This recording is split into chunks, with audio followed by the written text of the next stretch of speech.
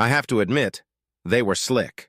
Everything was perfectly timed and executed flawlessly. It was quite obvious that this was far from their first experience. They made sure there were no unexpected threats. The cutter was taking the defenses off the target, a distraction to divert the target's attention for that crucial second. Then there was the applicator that applied the weapon. And last but not least, the picker that removed the target after the weapon was fully deployed. Yes, this was a well-trained team that knew what they were doing. They executed their plan flawlessly and efficiently. Well, for the most part. The observer was a petite blonde woman at the end of the bar. She was actually quite beautiful. She watched everything that was going on and signaled so subtly that it was almost impossible to notice. Almost. She'd obviously been practicing a lot. Out of the whole team, she was the only amateur.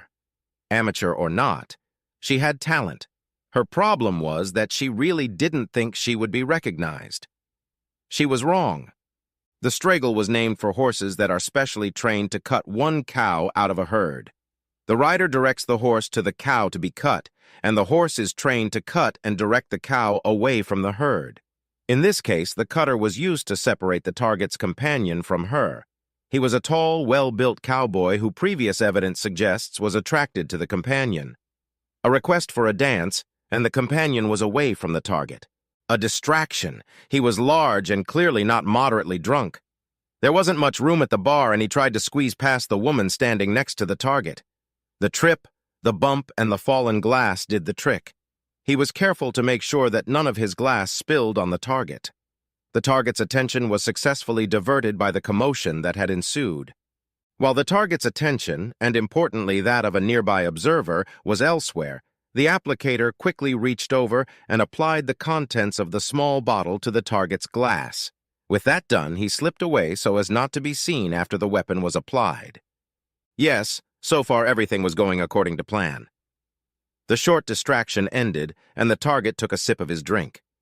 After a few more sips, the target began to sway in his seat. The conversationalist returned and resumed her conversation with the target. A few more minutes passed, a few more sips, and the cutter returned. When the companion was back on the dance floor, the collector made his move. By this point, the subject was clearly very drunk. Pretending to help his friend get home, the collector instead led him out the back door and placed him in a waiting car. The words spoken by the driver and collector were quick and to the point. "All set?" "All set. I've got 6 guys all ready to meet her. Do they know what to do?" "Oh, yes. They're all big in every way and eager to get a piece of her. Make sure they know our client needs a really good video. It needs to show that she's really passionate about it. Don't worry. That shit we slipped her will wear off after a while, but she'll be high on X by then." With those words, the door closed and the car moved off. To the other side of town, an elaborate setup wasn't needed. The target was sitting at a bar chatting with an attractive woman. All it took was a 2-man team, a distraction, and an enforcer/collector. The subject came into the bar alone and sat at the bar. Shortly thereafter, an attractive brunette entered the bar and sat 2 seats away from him. Within a few minutes, a conversation ensued between the subject and the attractive woman. As a result, the subject moved to the seat next to the woman. Another portion of drinks was purchased. Then another portion was purchased. The woman waited for her friend for a bachelorette party. Eventually, a tall, lush-breasted blonde entered the bar. She took the seat next to the target, as the seat next to the brunette was unavailable. Both the blonde and the brunette began flirting shamelessly with the target. After the 4th round of drinks, the blonde asked the target if he thought her blouse was showing off her impressive breasts too much, thus greatly distracting the target's attention. While the poor bastard was fixated on these impressive orbs, the team member across from him put a weapon to the target's drink. This target turned out to be less cultured than the one already assembled. He wasn't just sipping his drink. After coming to a standstill at the brazen display of the most magnificent breasts he had ever encountered, he raised his drink and drank it in one gulp. It should come as no surprise that shortly thereafter he was escorted to a waiting SUV by his 2 female companions. This time, there was not a word between the driver and the collectors. The brunette simply slipped into the passenger compartment while the blonde took the wheel. 3 months later, "I grant Mrs. Annette Baxter a divorce on grounds of adultery. Furthermore, since the burden of proof of adultery has been more than met, the prenuptial agreement will be enforced in full. I will add from myself that I found the video of Mr. Baxter engaging in homosexual sex with group contact extremely disturbing. The fact that his personal secretary is holding a whip and directing the proceedings makes me wonder if a sexual harassment suit will be filed. With those words, he banged the gavel, ending the marriage. Filling in the blanks, 3 months ago.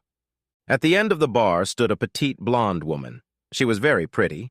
She watched everything that was going on and signaled so subtly that it was almost impossible to notice. Almost. She had obviously been practicing a lot. Out of the whole team, she was the only amateur. Armature or not, she had talent.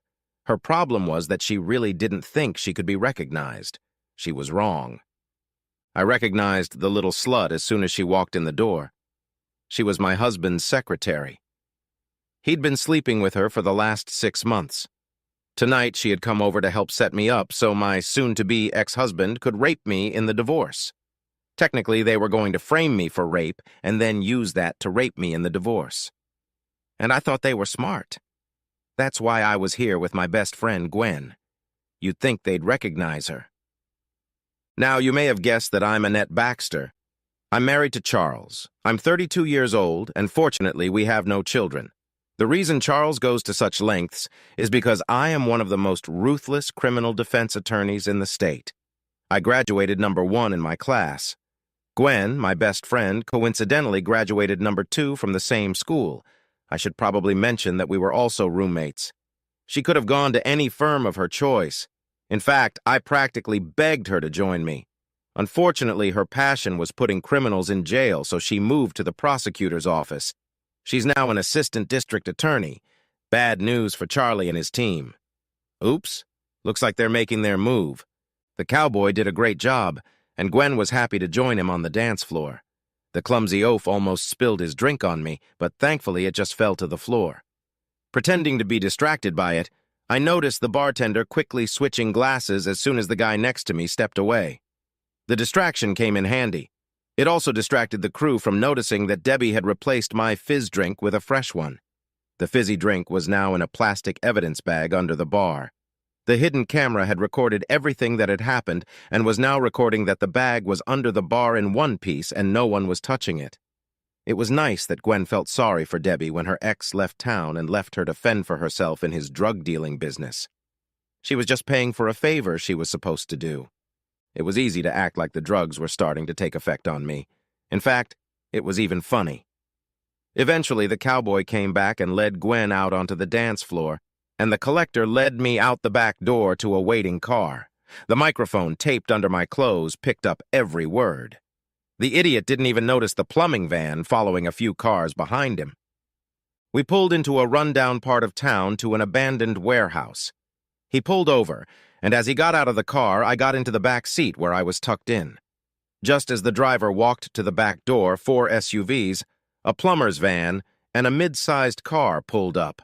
I don't think the driver or the 2 guys who had just come out of the building were expecting this, nor did he expect to see me in a decent position when he opened my door.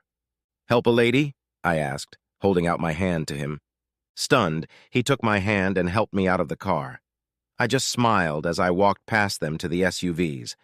By this time, 2 attractive women had gotten out of one SUV, 6 large men had gotten out of the others, and Gwen had gotten out of her car.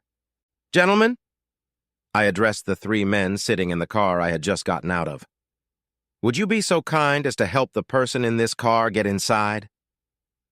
Another car pulled up, and my husband's secretary was helped out of it. The 3 men put Charles into the car, and we followed into the warehouse. There was a large mattress on the floor, surrounded by lights and video cameras. It was a pretty well-staged setup. The video must be of very high quality. Time to wrap up this exercise. First of all, I'd like to introduce someone to you in case you don't recognize her. This gorgeous lady next to me is Gwen Simmons. She is the assistant prosecuting attorney for this city. All of these fine gentlemen accompanying me are members of either the sheriff's department or the city police department. I should also mention that there are about a half-dozen police cars parked about 2 blocks away waiting to call for help. Gwen, would you mind letting these gentlemen know what charges they are facing? Sure, babe, keep in mind that it may not be all of them. I'm sure there may be additional charges later on, but here are the main ones. Kidnapping. Actually, that's a federal offense, so the FBI will be brought in to investigate. Possession of a controlled drug, criminal administration of a controlled drug, attempted rape, attempted assault, attempted battery, attempted fraud. That's because the videos were to be used fraudulently to influence a court case. Oh, and since this was all planned with all of you involved, we can add conspiracy as well. I could see their faces turn pale at this news. Now that you know what you are facing, I have a suggestion for you. First, those who were actually involved in the attempted stupefaction and kidnapping have mostly been arrested and will be charged. The only 3 who have yet to be arrested are this guy, points to the driver, this whore, Charles's secretary, and my bastard husband. The 6 of you who have been standing here waiting for me to be brought in have a choice. You can either be arrested and brought to trial, or you can do to him, pointing to Charles, what he set you up to do to me. I turned to face the slut. Your choice is either be arrested or suffer your punishment here. She asked what I was going to do, and I told her in detail. She thought for a few minutes and then decided that one long night was better than 20+ years in jail. So, those 6 big guys who gave me group sex, they're definitely not gay. They really didn't like it, but they realized that one homosexual group sex was much better than 20 years. Oh, and besides, they were getting a hot blonde afterward. The video of Charles being gangbanged by those 6 thugs didn't make any impression on me. The video of them having Amber afterward, on the other hand, was very sexy. Present tense, 1 year post-divorce. I'm not sure exactly how it happened, but immediately after the divorce, everyone involved in the conspiracy turned on Charles. He was eventually convicted and spent the next 20 years in prison. So, Annette, I heard you visited Charles over the weekend. How is prison life suiting him? Inquired Gwen. We relaxed in the evening on the pool deck. He doesn't seem to like it much, but he's made a lot of friends. Well, that's good. Yeah, but he doesn't seem to think so. Apparently they're more friends with benefits, if you know what I mean. He doesn't enjoy the benefits? Not really. I think it's more a case of him providing benefits rather than receiving them. Though I would disagree with him a bit. He actually gets everything himself. Interesting. By the way, my office is diligently trying to figure out how the video of his gang fight got to several members of the prison he's being held in. Oh, good. He mentioned that there are a few more copies that haven't been confiscated yet. That's too bad. Oh, dear. Looks like we're out of wine. No problem, slut! Bring another bottle of wine.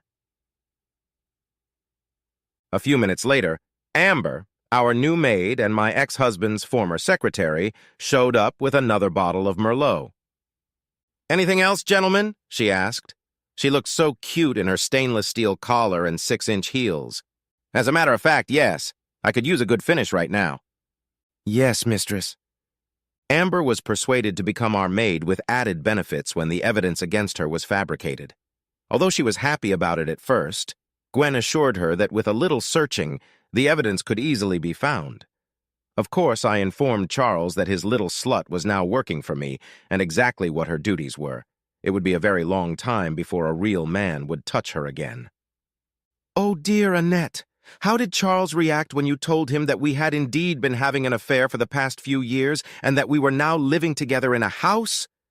He was furious. Too bad he didn't know anything about it before. He could have used it to get the prenup dissolved instead of coming up with this stupid plan to drug me, kidnap me, and then videotape me in a threesome. Yeah. Luckily, there are enough people who owe you favors, so you knew about it almost from the start and were able to turn it around on him.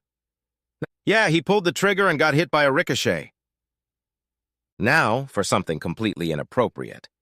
A second-grade teacher stood in front of her class. She was about to begin a vocabulary lesson. Okay, class. Today in vocabulary class, we're going to be talking about the word dough. Can anyone name a sentence that contains the word dough? Several hands flew up, and the first to volunteer was little Anna. Last summer we went to Italy. We made pizza with a special dough. Very good, Anna. Okay, who's next? Replied the teacher. Little Timmy was next. I got a bunch of Play-Doh for my birthday. That was another good suggestion. Okay, Debbie, you can go next. My dad is a doctor. I overheard my mom telling one of her friends that he makes a lot of dough. Good, Debbie. That was good, too. The teacher saw little Johnny waving his hand wildly behind him. She had long ago learned that little Johnny had very foul language, and it was not a good idea to address him if there was even the slightest chance he might be inappropriate. She thought about it for a moment, but just couldn't see how he could turn it into something bad. Being a conscientious teacher who made sure everyone participated and learned, she, somewhat reluctantly, addressed little Johnny. Last night I overheard Mommy talking to my aunt on the phone. She said Daddy wasn't good for anything, so she got herself some dildo.